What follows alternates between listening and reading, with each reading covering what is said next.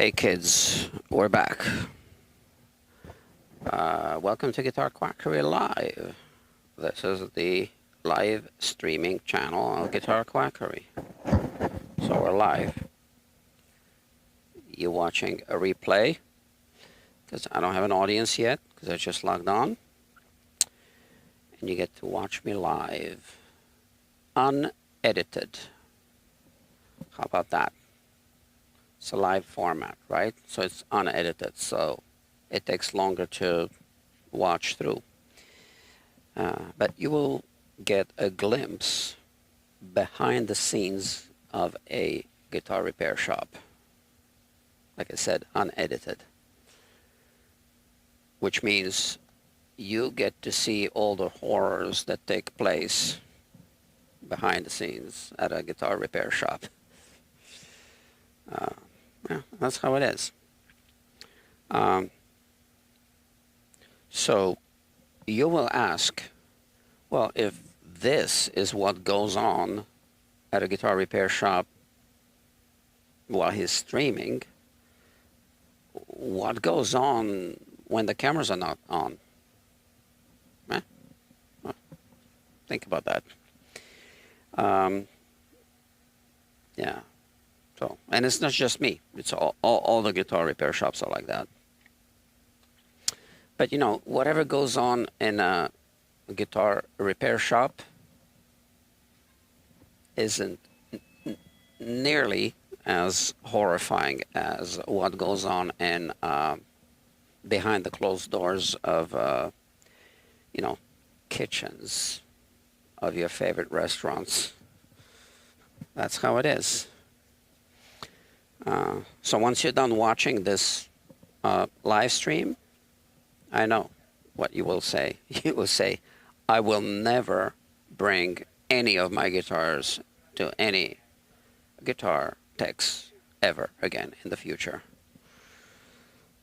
So now you might be thinking, so if this guy already knows this, why is he showing us this? You know, when I'm going to bring any business to him or to other repair shops. But see, here's the thing. For every one of you that watches this program, there are 10 others who stay uninformed. So we got enough business. And, you know, they just keep making guitars. And, you know, the way they make guitars nowadays, whew, I mean, they fall apart spontaneously. So enough work for repair shops, for sure. But anyway, what am I doing here? I am going to stream this. Well, I am streaming, but we do have a monitor outside, and I like to play this, my live streams outside so people can watch. And there. Okay. So far, so good. So far. But wait until I start working on the guitar. Alright, so last night I went to bed at 5:30 a.m.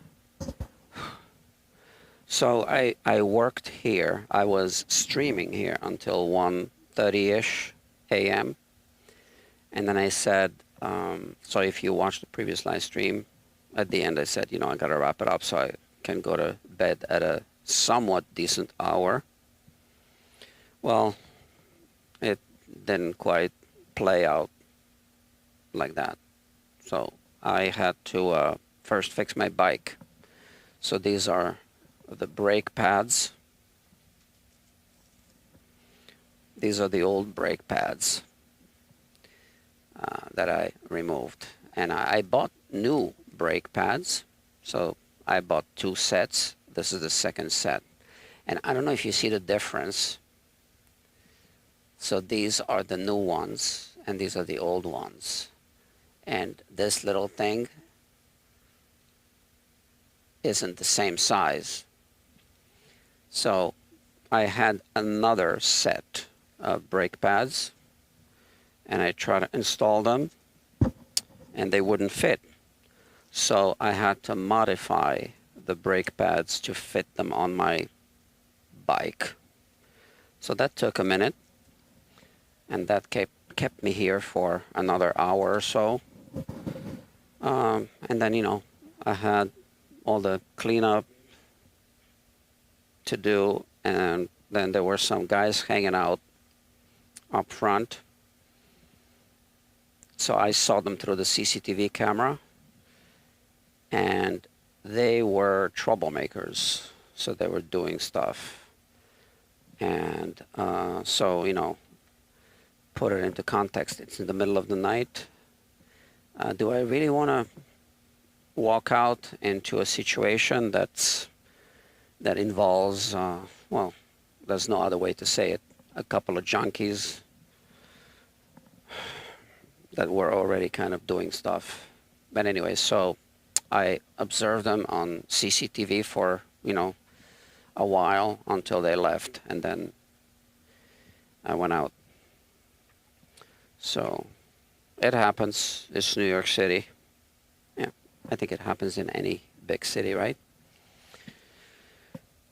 What are we doing today? Yeah, so I put the old strings back on the guitar, and the owner of the guitar sent a text to me saying, oh, you know, I noticed you put the old strings on, but we're going to put 11s, right? And yeah, so I need to explain. So we are going to file the nut because I leveled the frets. So when you level the frets, obviously you make them lower. The nut was too high to begin with. So now it's even higher by, you know, a small amount in relation to the new fret height, right? So even if we are moving up to 11s, I can still use the old strings to measure the height, because even if I have if I file a wider string slot for, you know, wider string, the old string will still fit inside, right? So that's okay. So the 11s that we are putting on are going to be these. The Dario XS coda strings. It says right there 11 to 49, right? Right here. And you know what? Let me double check just in case if that's what we're putting on. Just want to make sure. All right, where's this guitar? Oh, I never updated the status, so let me update that. Partially completed. Okay. And we are putting, yes, 11 to 49 strings. Okay, so if you have on the guitar, let's say you have, I don't know what strings these are, but okay, let me switch cameras here. Let's say, for argument's sake, that we have a 42 gauge string here. Okay, you want to put a 49 gauge string. It's not going to fit inside this string slot. So we need to widen the string slots, at least on the bass side. But the 42 gauge string will still fit inside of the wider string slot that I'm cutting. So for a 49 gauge string, which is going to come from this pack, I'm going to use a 50 gauge file, because they don't make a 49 gauge file. Okay, I hope that explains it. So, and when we do a setup or, you know, any kind of nut adjustment, we want to use the old strings unless they're really bad for, you know, most of the work. Either old strings or a set of sacrificial strings. And that's because we need to put the string on and off many times, so that fatigues the string, then it's more prone to breaking, and we don't want to break a good string, an expensive string. So if I put a sacrificial set of new strings, I will just get the low cost strings, non-coated basically, cheaper strings, which you can buy in bulk, and they're even cheaper. Okay, let's get to work. Perhaps I should put the camera here. So it does take a minute to move the cameras around when I do live streaming.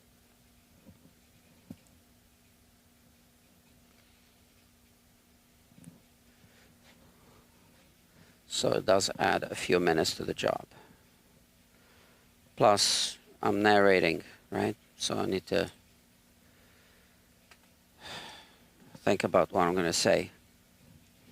We have a peg winder, the Music Nomad Diamond, files, microscope, and the guitar. And here, with switcher is here. Okay. All right, so we're looking at the E string, okay? So if I remove it, you can see right away that the string slot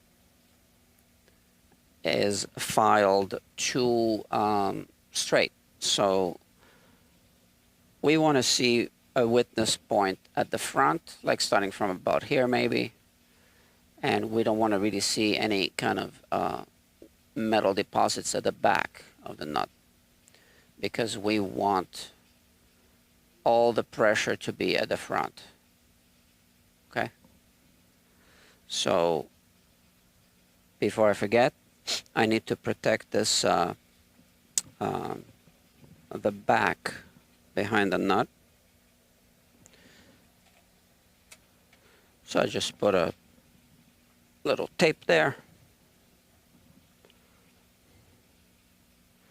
just like that.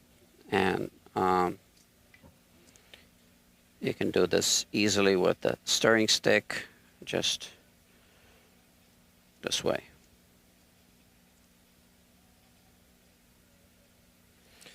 That's because, especially with the low E string, it's very easy to hit the finish here.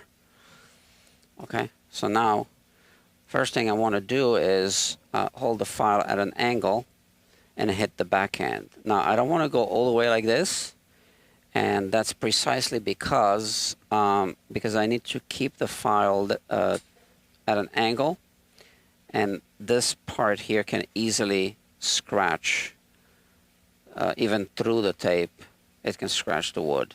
So I want to use just the tip like this, and just kind of remove some material from the backhand of the file, right? Like that.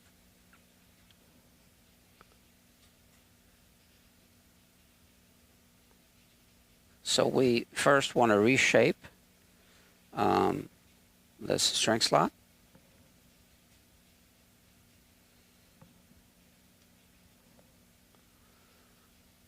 This material is, well, it goes by different names. Sometimes they call it synthetic bone, or sometimes they call it melamine.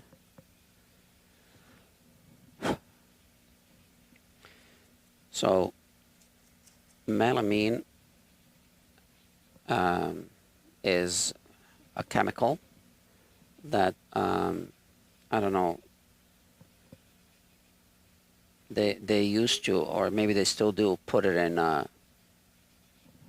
was it baby formula or something? To boost the protein level or something like that. But here's the thing, it isn't protein, so it just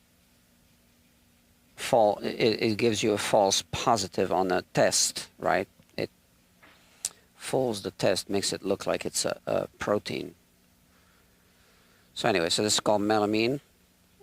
We're not putting it in baby formula, but as you can see, I just wanted to take away some material from the back so that we can now keep filing the knot, and we are going to reshape the bottom. So right now when we put the string back, I'm tuning the string now. As you can see, so I'm using this, the string is too high. And I don't even need to measure because it's so high. So now let's start lowering this string slot.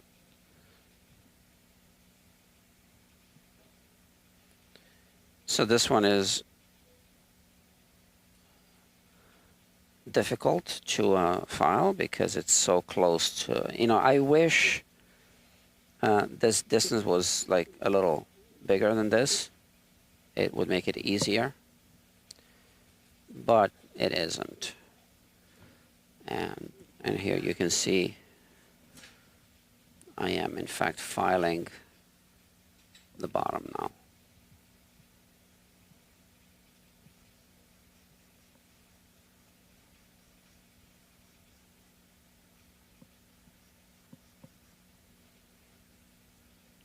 So I'm almost hitting that little edge.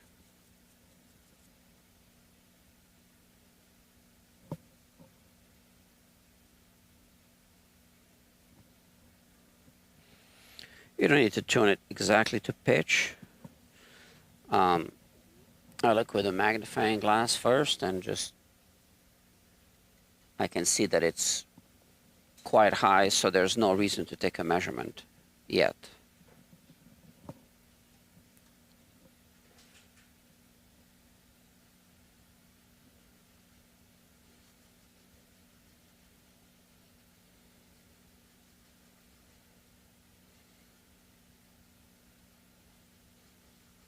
Okay.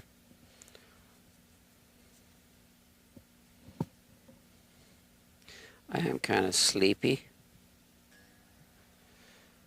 because, as I was saying, I went to bed too late again. I don't know if you noticed, this is in fact a little lower, but it's still too high, so we got some work to do.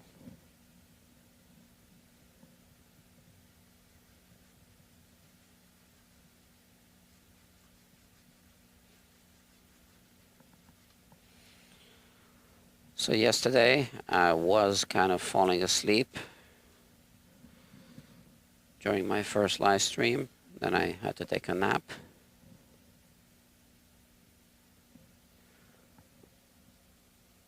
Which ended up being a longer nap than I thought it would be.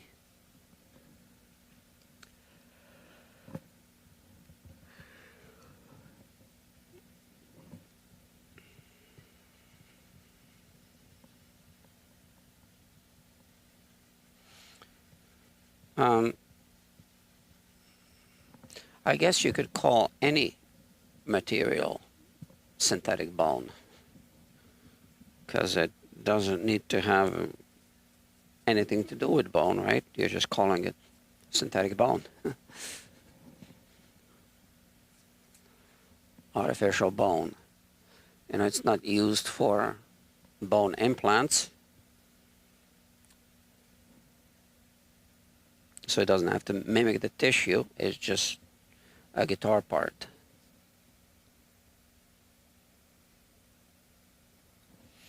I think you can see that this distance is much smaller than on this string here. You can even see that gap here. And here now, there's a gap, but you almost can't see it, which is why I want to take a measurement at this point.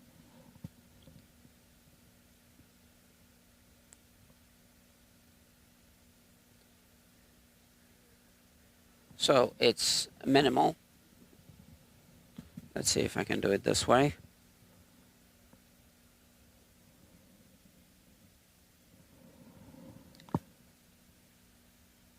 So it's this much, you see. So that's the little gap that remains, and I feel this is a good height now. So we're done with the E string, with the low E.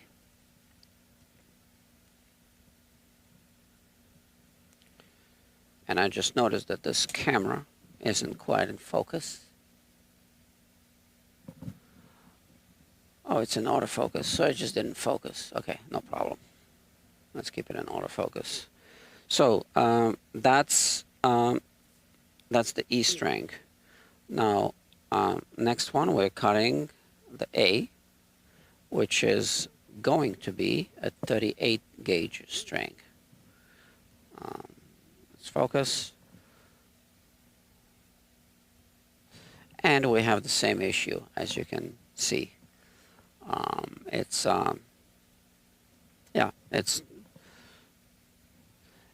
Well, we have a couple of issues, right? It's too high. Well, it's straight, right? It's too flat and straight. And this means that these two lines mean that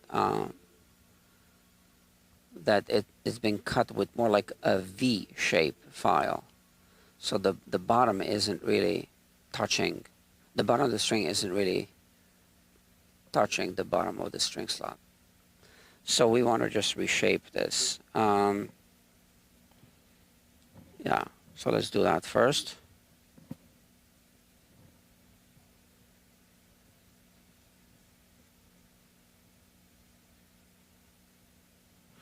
And on this one, as you can see, I'm also tilting the file here at the back.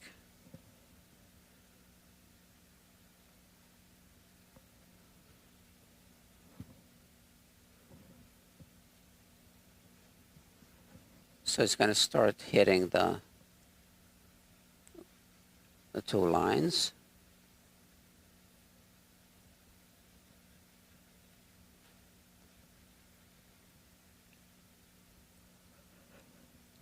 Okay.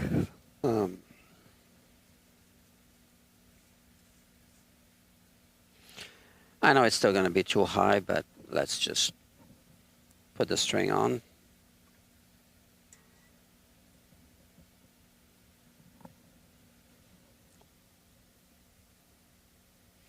Yeah, it's way too high.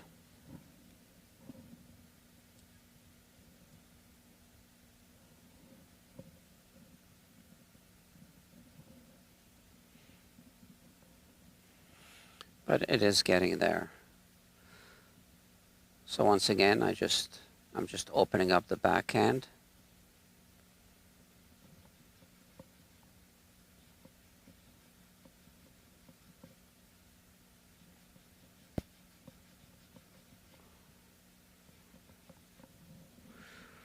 All right.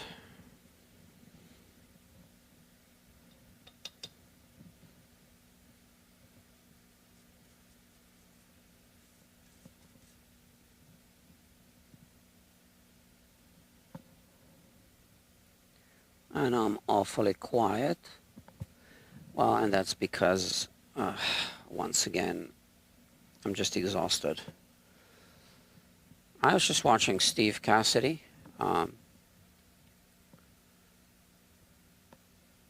While I was eating lunch. Check him out. He's got a live stream every Thursday. Nice guy.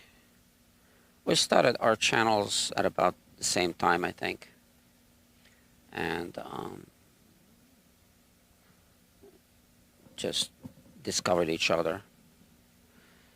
and I always like to have a nice chat with him on the comment section.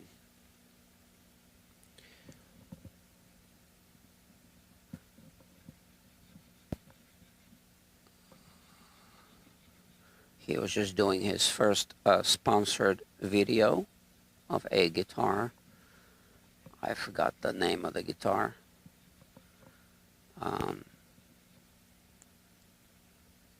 It isn't a guitar that I would want to buy because it's one of those that has a battery, internal battery and internal speaker, and it has its place, obviously. It's just not my thing.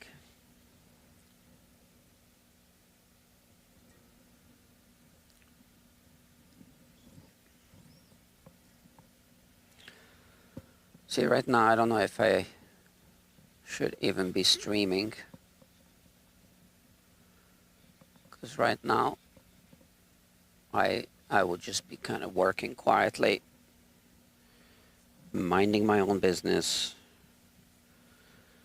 and just doing the work. But now I'm streaming, so I gotta come up with a monologue.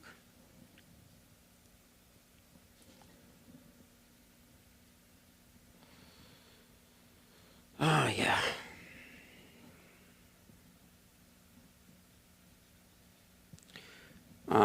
We want to move the tape a little bit because it's kind of getting hit at the back. Maybe I even do this. Spin it around.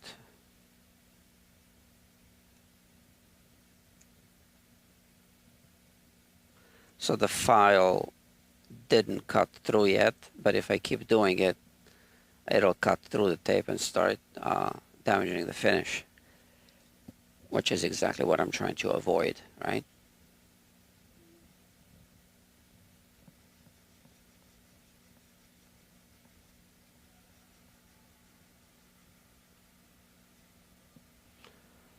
All right.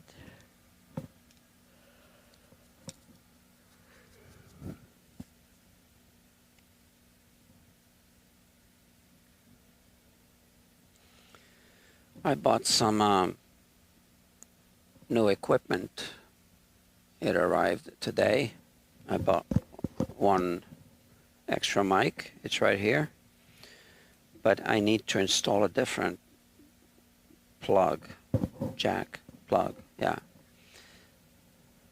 So I had to modify this one as well. It comes with a 1/4 inch plug, too big for this, you know, body worn thing. I don't know what they were thinking.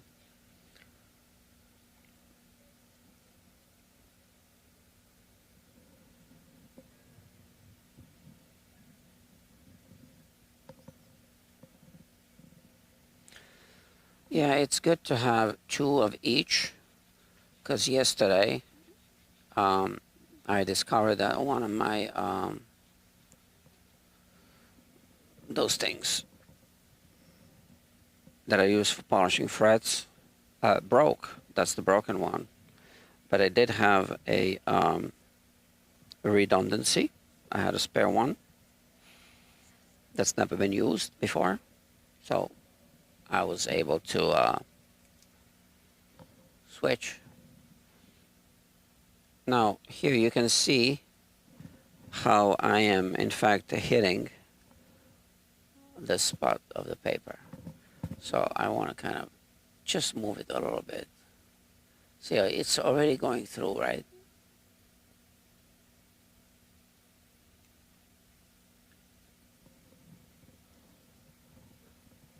I mean, this would stay hidden from view because it would be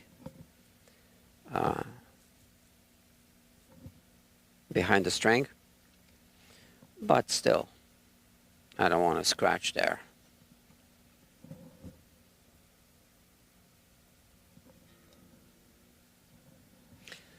Let's have a quick look at the height. So again, why is it not in focus? Now it's in focus. So this is very close to the desired height. Just slightly lower and we'll be good to go.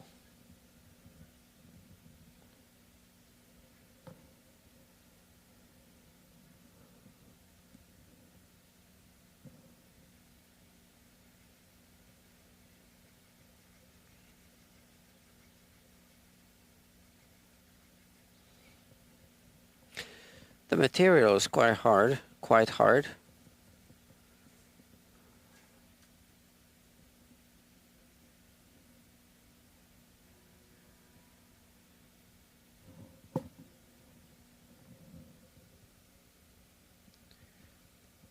That looks perfect, okay? Let's have a look. Look at that. Just a little height. Looks good. And I'm falling asleep again, so I think I need to stand up. Sorry, friends. Oh, there's a comment. Oh, Mike is here.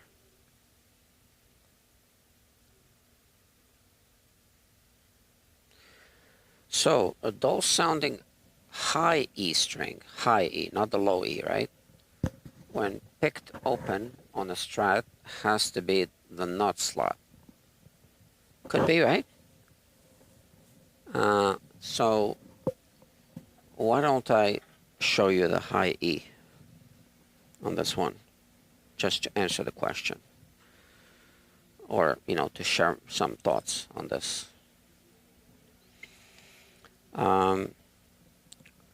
We have the string here. Now, look at that. So, they kind of cut it too wide, I guess. And if the string is moving, so here we can see there's a witness point at the front and there's a witness point at the back end, and the string slot is too wide. So now it being too wide in this case doesn't worry me because it's also quite higher than it should be. So I'm just going to cut a narrow string slot inside of this string slot. So no problem. But what we don't want to have is a witness point at the back end. Here it almost feels like, you know, the string is pushing down at the back more than it does at the front. So we want to just get rid of that. So while we're here, and I'm kind of commenting on this, why don't we do it? So I'm going to kind of get rid of this first and just kind of start reshaping the string slot. Okay, and same thing, I don't want to hit the back here. So I'm only using the tip to do this. And if we go back to the view through the microscope, you can see, let me blow this off. You can see that I am, in fact, removing material only from the back. Okay? So that's really the first thing we want to do. Now, what file size am I using? I'm using 10 gauge file size.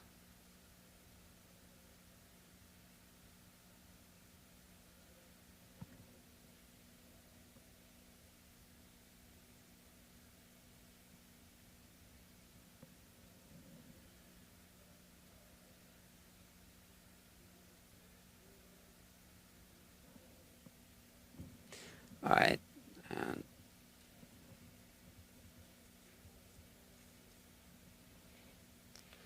now when the string goes back, let's just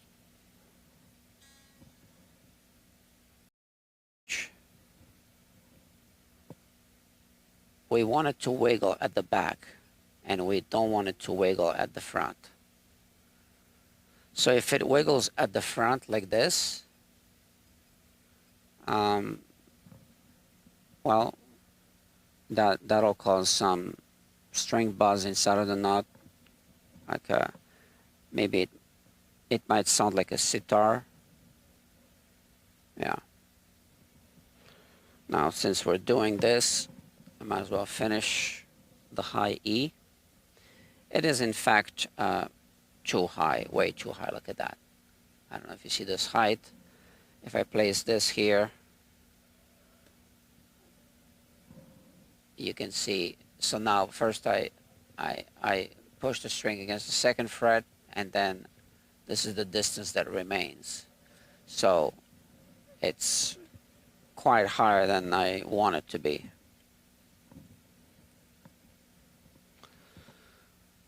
But the first thing that needs to be done is I just want to reshape the bottom of the string slot.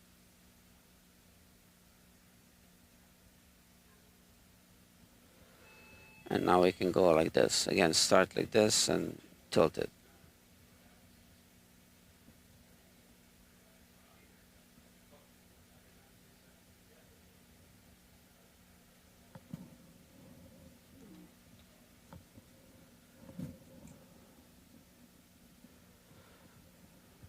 Okay.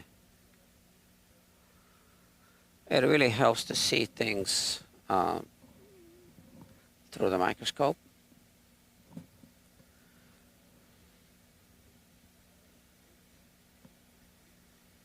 And now that it's been reshaped, I can go like this, right? We don't want to go too low, so we keep checking. First, I just eyeball it. If I see that it's much higher than it needs to be, there is no reason to take a measurement.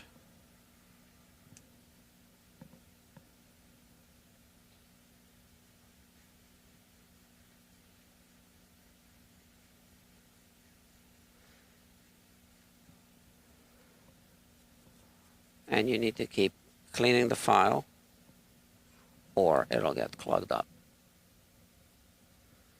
So this is much better now.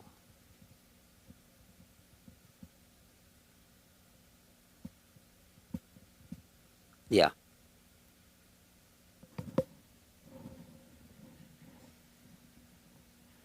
Let's have a look.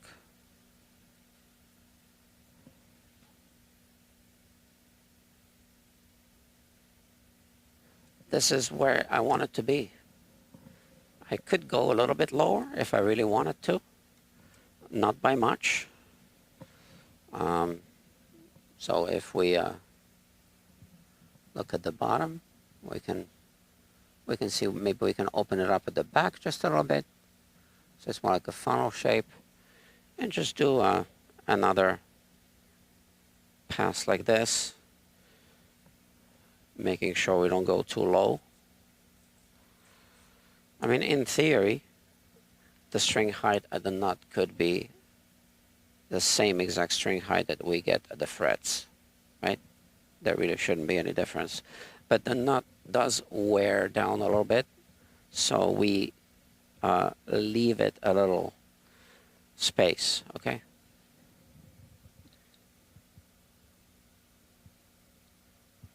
Yeah, and now this string is quite higher than it should be, the second string. So we're done with the first, fifth, and sixth strings, right? We're done with those. Did I finish the fifth? The A string? Yeah, I think so, right?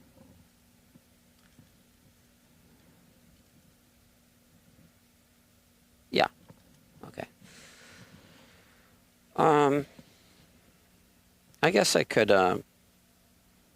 work on the B now next, because we're here. Now you can see that whoever cut the nut at the factory did not cut the string slot at a 90-degree angle. So we have a point of contact here on this side, and then we have a point of contact on this side of the string. The string slot is cut at an angle. And to be honest, I see this so often on Fender guitars, it's unbelievable. I don't know what they're doing. But hold on. Yeah, so we can see a witness point here on the side, and then another one there on the opposite side. I don't know why they do it like that, or you know what. It's obviously not intentional, but there's something in the at the Fender Mexican Fender factory setup that is causing this.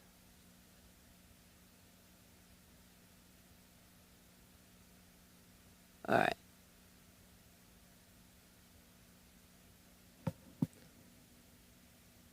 Again, I reshaped the bottom a little bit.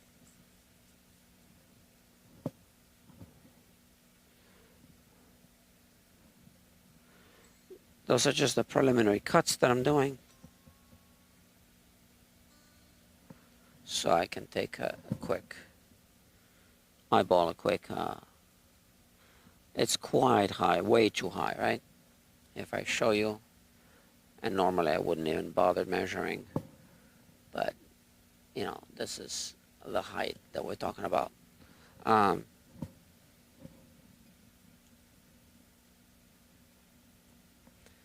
Yeah, keep reshaping it and lowering.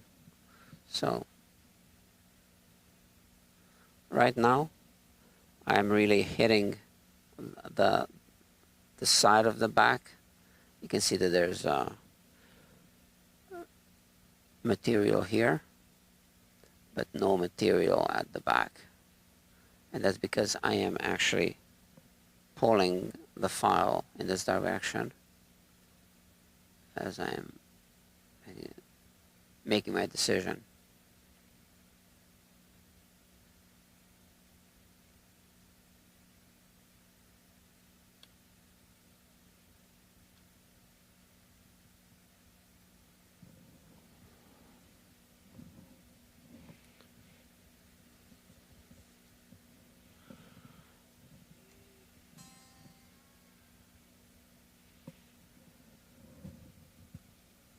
Still way too high.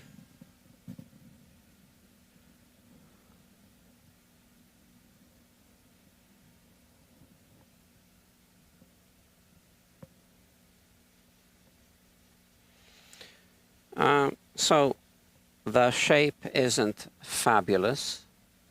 If you look at the groove now, you can see there's my 90-degree channel at the bottom, and then there's this wider, I don't know exactly what it is, 178 degrees, something like that. No, what am I talking about? Not 100. Okay, again, that's just me falling asleep.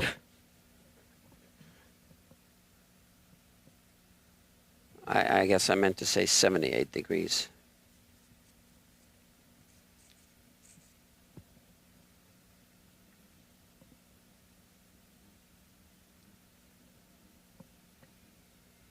Yeah, I said something before as well about making my decision. I don't know what I was talking about. Okay.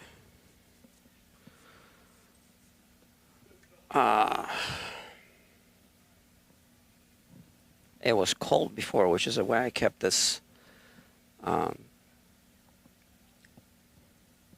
sweater. Now it's hot.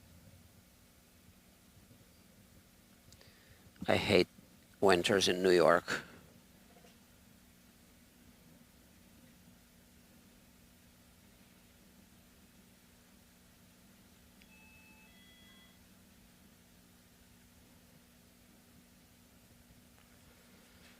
Um, there's news in New York City, in Brooklyn, that I really don't want to talk about, because I don't want to get involved in, you know, I believe there's going to be some criticism on YouTube soon, at the end of January, beginning of February, technically around January 30th or right after. Yeah, I'd rather not talk about it myself, but I'm sure there will be some national news and criticism. I will still watch the other YouTubers talk about it.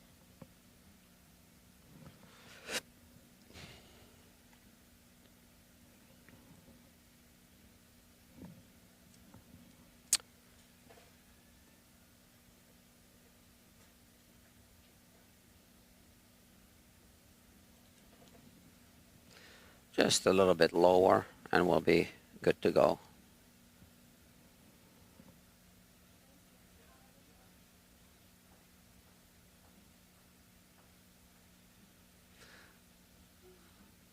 Yeah, you know, I'd rather keep my channel positive, or channels, now that I got two. Soon to be expanded into 3 channels.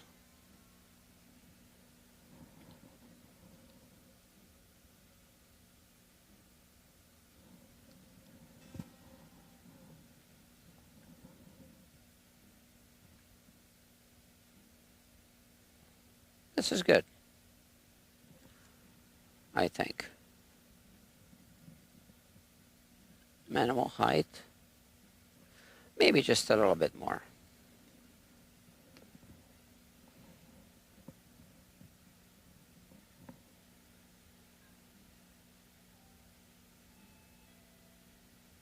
I was actually looking to sponsor some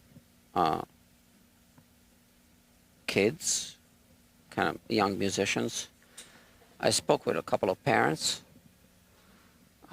So young musicians, guitar players who write their own music.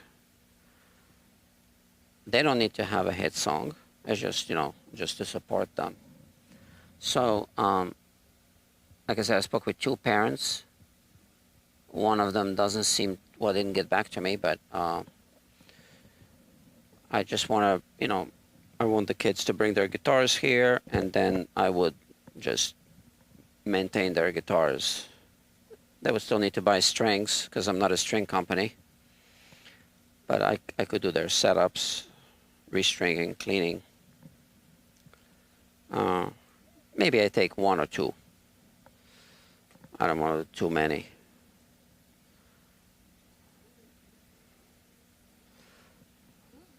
Yeah.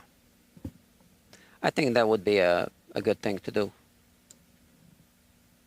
And then if one of them becomes famous one day, well, I'll be able to say, oh, I was the one. So there's a slight damage at the back of this string slot here. Not a big deal. Let's remove the string. So we see the same thing. Okay. So I know how this got chipped off. They were filing it, and then they kind of like chipped, kind of moved the file, and it took the corner down.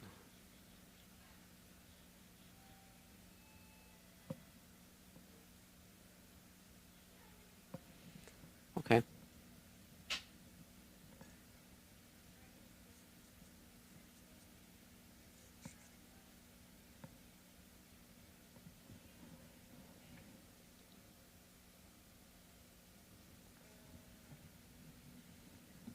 So one of the kids is actually a piano player who switched over to guitar. and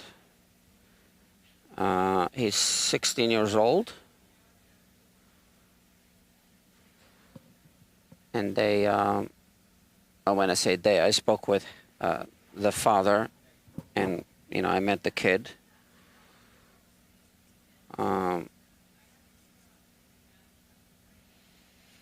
Yeah, maybe until it's official, I don't want to say any names or anything because it might not happen, right? But I'm working on it.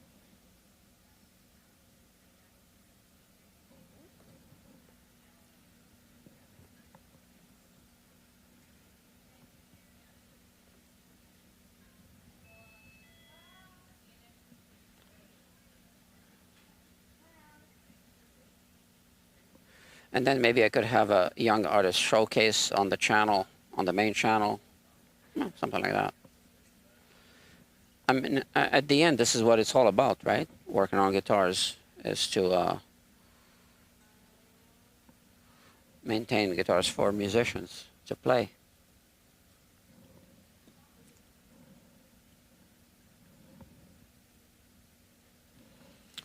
Still too high.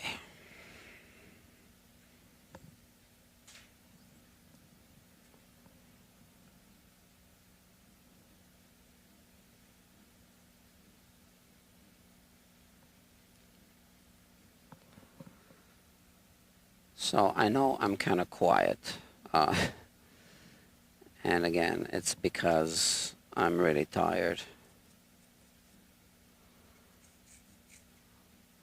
So my live streams are different.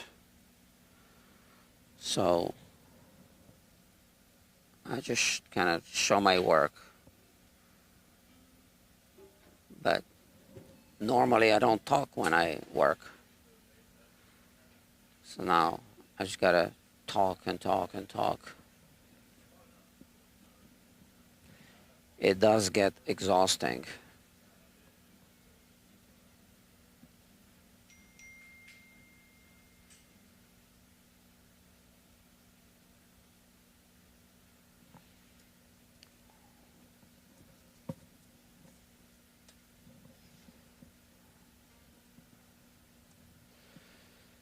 Okay, let's have a look. What? It slipped.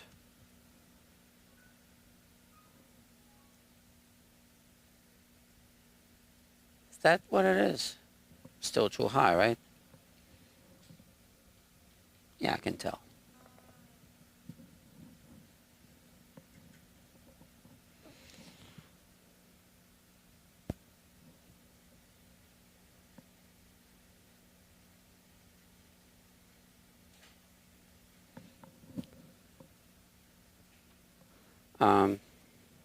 I got some other guitars to work on, and I think I'll just do those without streaming, because I like to watch YouTube videos or Netflix as I work. Sometimes I just watch the news, sometimes movies, sometimes other live streamers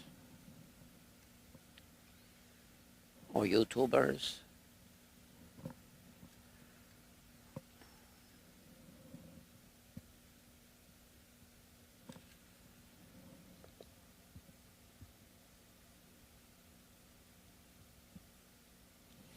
Just a little bit more on the G string.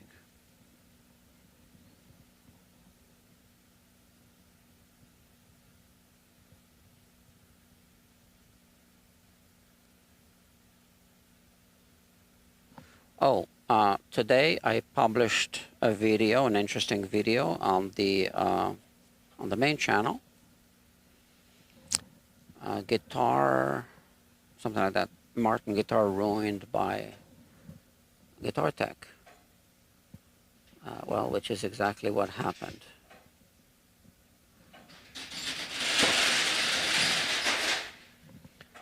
I discovered that someone had drilled, enlarged the holes for the bridge pins with a large drill bit on the guitar. So I already received some good comments on that video, so you should watch it.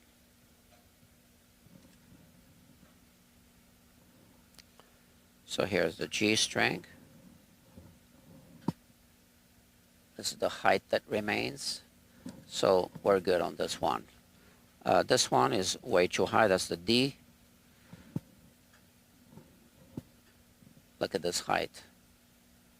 And that's just the height from here to here after I push it against the second fret. You can see how high it is. Yeah, that's going to be a 28 gauge string when I put the new strings on. Yeah. So I will finish the nut, and then I do need to take a break because I realize this is not a really good live stream right now. So yesterday was the same situation. I was tired, and I said, well, let me just take a 20-minute break. I think it ended up being a 2-hour break or something. So I'm not sure how long of a break I need. Oh, look at that. So this is something else that I see on Fender guitars all the time. As you can see, this string slot is cut with a more like a V-shaped file, and you can see that the bottom isn't centered. So it's as if the file had been held at an angle like this and cut like that. And that's just terrible. So you can see this is here, the bottom. The bottom is right there. Right there. Okay, which is off center, right?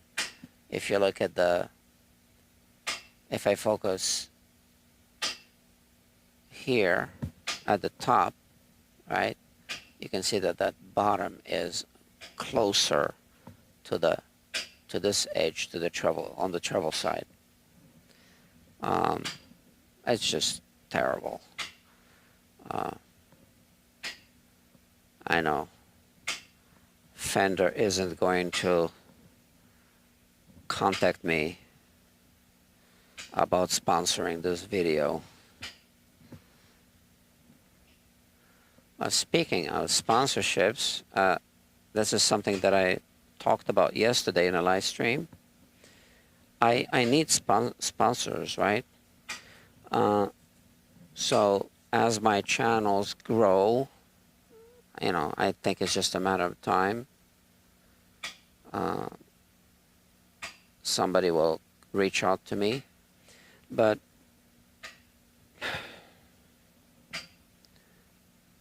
yeah, I mean, we all need money, right? And making the videos is hard work. But I also do reviews. I like to keep those reviews unbiased, independent reviews. And that's impossible if a company is sending you a free guitar or paying you.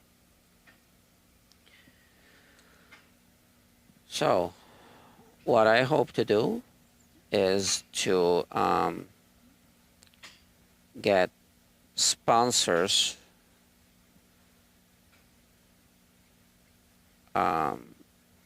who have nothing to do with the industry.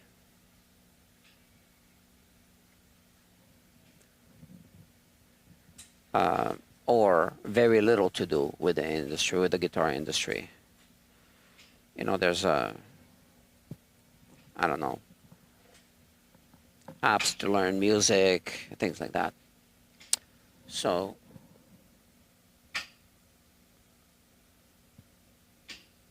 But we'll see. We'll see what happens.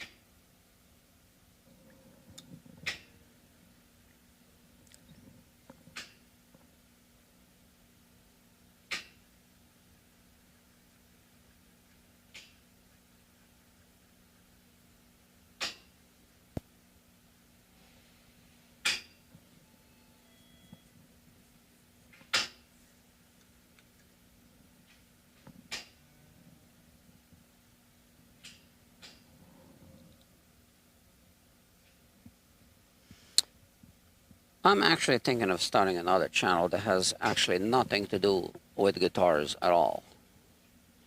And I already spoke with someone about that. Someone who is already a known person, not a famous person, just known in that industry. So, and does not have a YouTube channel yet. So, in fact, I just texted her a couple of hours ago. Let's see if she replied. Not yet. She's ignoring me. That's not a good sign.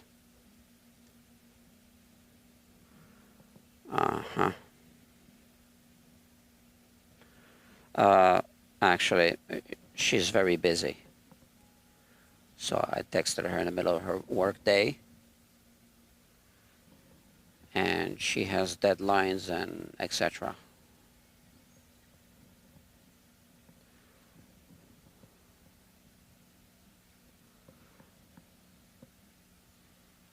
But it's more easily monetizable than any guitar channel, because it's a broader interest. I mean, it appeals to a wider audience.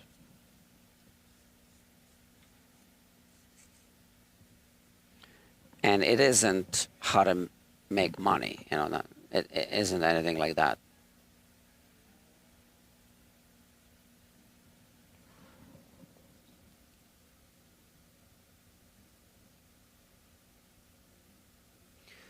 I don't want to be on camera, but she told me she's also more like a behind the cameras person, so we'll see. To be determined, if it even happens, right?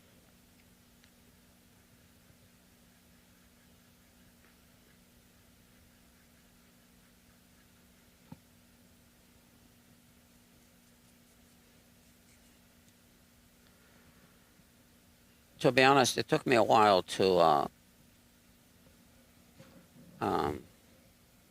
even start my YouTube journey, because I never really wanted to be on camera. So I started the other channel, I believe 2 years ago, 2.5 years ago, can't remember. I just said, all right, whatever. I was debating whether I should do a faceless channel or show my face. But some aspects of that channel wouldn't work with a faceless channel. Some ideas I had in mind.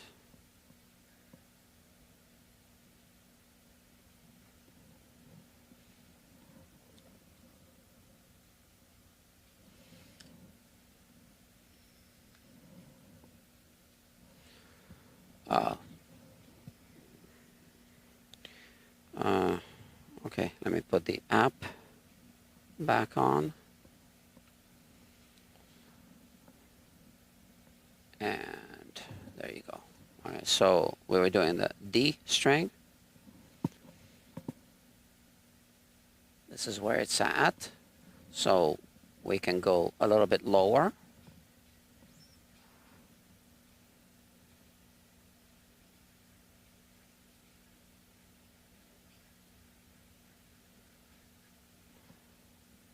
So I put less and less pressure as I get closer to the desired height, because I don't want to cut too deep, obviously. Look at that. Okay, so this is the D string is now good. If we look through the microscope, it looks like this. So you can see how initially it was cut kind of like at an angle, at a vertical angle, right? And then if you recall, the B string was cut at an angle like that initially. So, well, this is just sloppy factory work.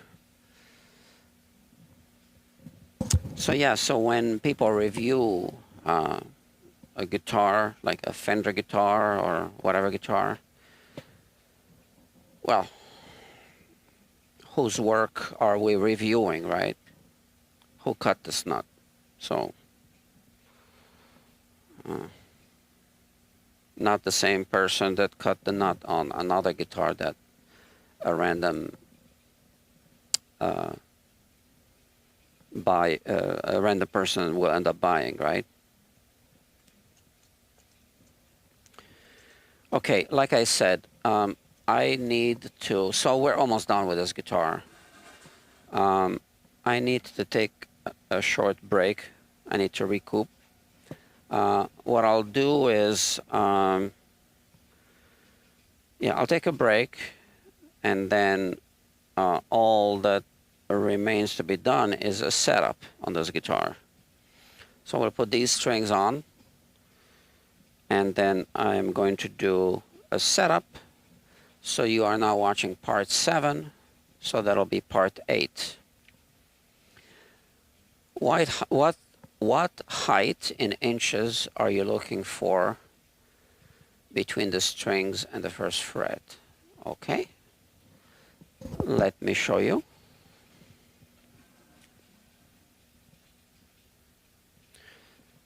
Yeah, so let's talk about this. It is a tutorial, right?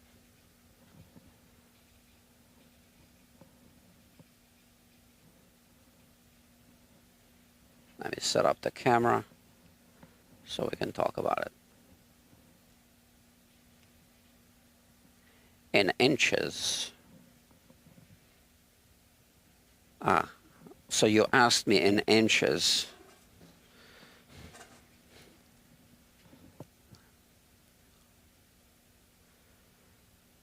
So I use a combination of metric stuff and inch stuff. And my dial indicator is metric. But anyway, let's talk about it. So people have different opinions about this. I'm going to tell you my opinion, right?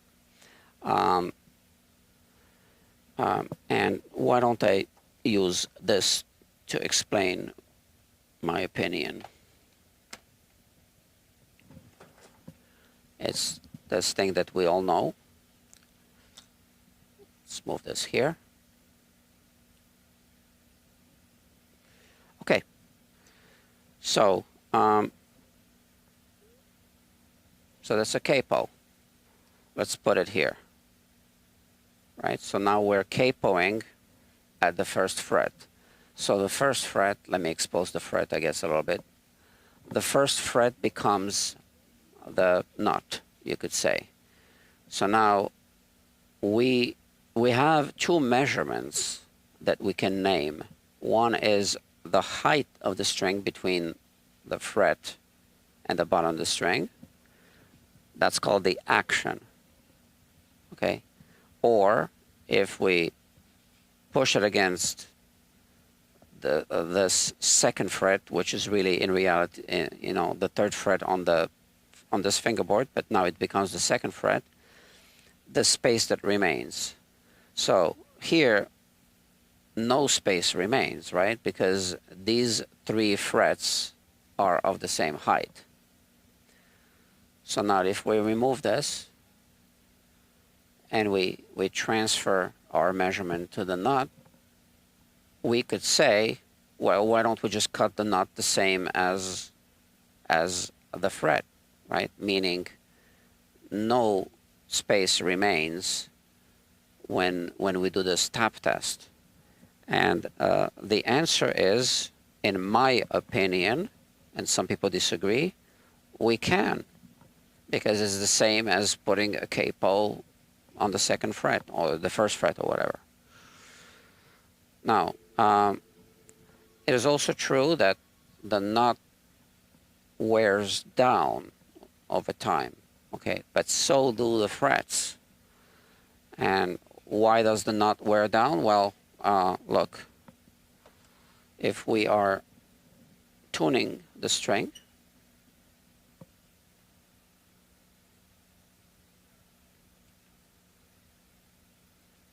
okay? So this is what happens when we tune the string. Where are we? Okay, let's focus. Okay, I'm tuning the string. Okay, so eventually that's gonna wear down the bottom of the nut. So some people say, well, you gotta leave a little height so that, you know, the nut lasts longer. And, you know, I agree with that. There's another reason why we leave a little height. It's already so difficult to cut it down to the bare minimum with, you know, leaving a little height. We make it even more difficult by cutting down to zero relief, right? So zero relief would be, when I do the tap test, it's 0. But the problem is, you don't know if it's 0 or if it's negative, because it would show the same, right? So imagine that the nut was lower than 0, right? Negative. When you push it against the second fret, you would still see the same thing at the first fret, whether it's 0 or -5 or whatever, right? So it's just easier, and it's already difficult enough, right? But it's easier to just leave a small relief, okay? So because of the cutting procedure and because of what we can actually measure, right? So as soon as it gets down to 0, we can no longer measure in the negative direction. So we don't know if we're at 0 or if we are actually below 0, right? But we can measure in the positive direction. Now, what is the height in metric? So again, if I go down to 0 and it is actual 0, I'm happy, maybe. I'll explain. But, you know, I really shoot for 2 check marks. And if you see here on the dial, it says 1 check mark equals, it says right here, 1/100th of a millimeter. Okay. Now, does it have to be that? It doesn't. I'm also happy if it's 5 check marks, maybe like on the bass side, or maybe 3 or 4 on the treble side, like these 2 strings. So we don't want it to be too high, because you are adding tension to the string before you can even play the string, right? In order to fret it down, you add tension and then you increase the pitch. Also with thin strings, if it's too high, it cuts into the fingers more, right? Because it's like a sharp blade. So if you're pushing more, if you're putting more force, using more force to fret the string, the thin one, the E string, especially if it's a 9 gauge, you're cutting into your fingertip.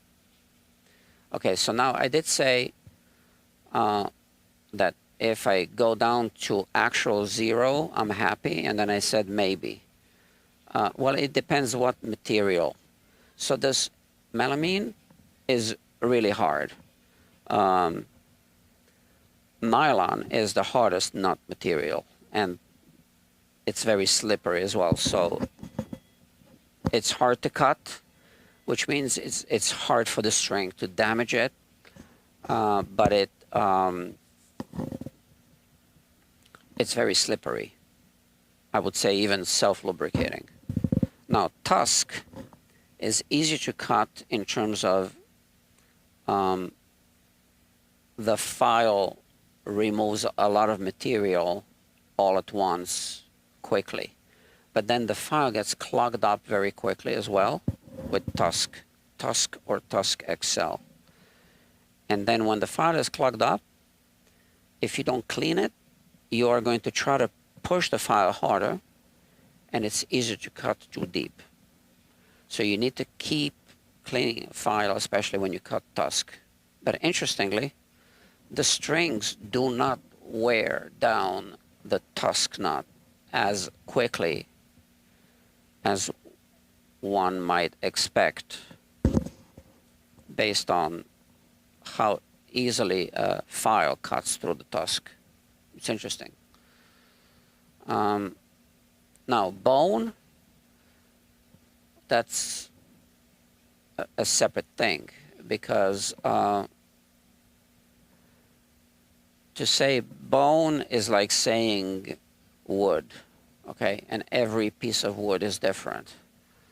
So maple is different from spruce, etc., right?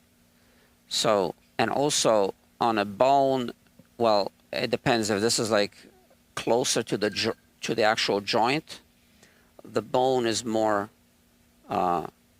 porous. It's got air pockets between, because bone is just tissue, right? So it's not as hard as right in the middle.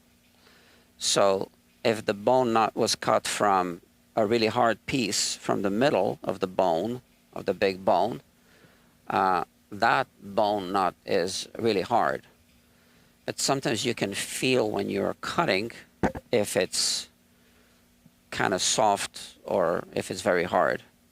So if it's a really soft bone nut, I like to leave a little space, because I'm not really sure how the strings are going to cut into the bone over the next few months.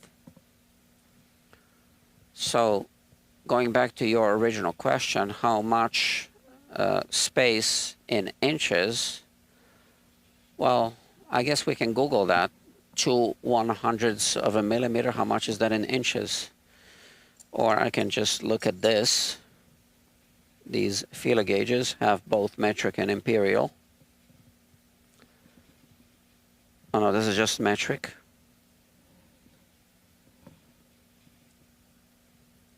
These have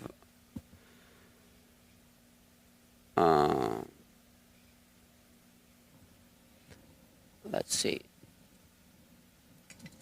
I'm missing the 2/1000ths of an inch. Oh, come on, where I put it? I guess I put it somewhere. Well, clearly I put it somewhere. I don't know where I put it. So I have a set of feeler gauges that show both metric and imperial.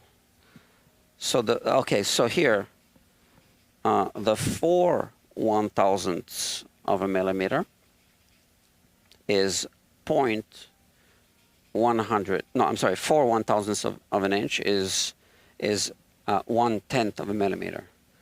So the 2/1000ths of an inch would be half of that, which means 5 100ths of a millimeter, 5 100ths, right? So that would correspond to 5 of these check marks. And and I'm good with that. You know, kind of. I'd like to get it a little lower. So we said that's 2/1000ths of a millimeter. No, sorry. I'm getting everything confused. 2/1000ths of an inch. Yeah.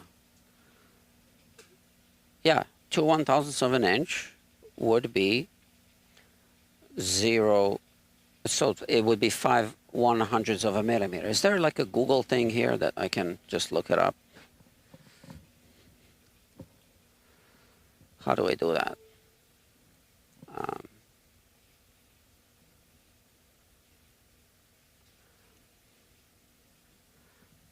Convert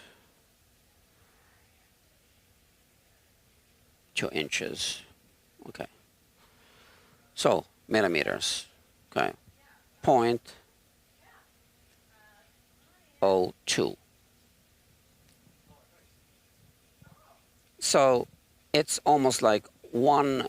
So the 0.02 millimeters that I go for on the metric one is kind of like 1/1000ths of an inch. I mean, honestly, like between 1 and 2/1000ths of an inch, it's fine. So I don't know if that helped you. So I measure with inches and with metric on guitars. So the nut height I measure in metric. The action height I measure in inches. And the relief I measure in inches. I like to mix it up a little bit. Okay, Mike says, okay, thanks. All right, thank you. I hope it helps. So once again, if it actually goes down to 0, and if the nut is made out of a very hard material that is not going to wear down, it is the same as putting a capo on the first fret, right? How can that be wrong? It's not wrong, right? But like I said, when you go down to 0, how do you know if you go past? You don't, right? So leave a little gap. You can just eyeball it. That gap can be minimal. If you really want to have a way to measure, I think 1/1000th of an inch to 2/1000ths of an inch is fine. We're talking about the relief, not the action, right? All right. That's my opinion. But I know that others will have opinions that I will respect, but, you know, they will be different opinions, right? Feeler gauges that are in inches. Okay, so let's talk about that. I like to use, if I use the feeler gauges, maybe I should show it from above. So you gotta loosen it, right? And this one is the onion skin feeler gauge. It's 2/100ths of a millimeter, right? So if I place it here like that, you see that it's passing, right? And it's also passing on the second string and third, okay.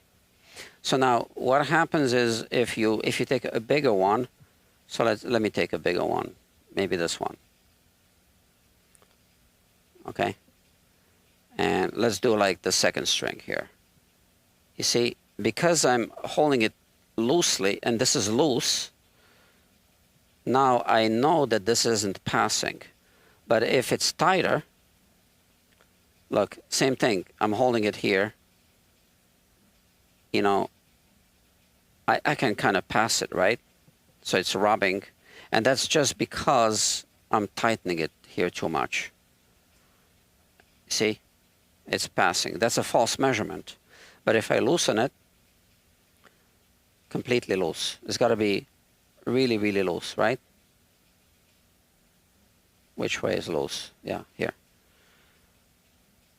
Okay. Now Okay, look at that.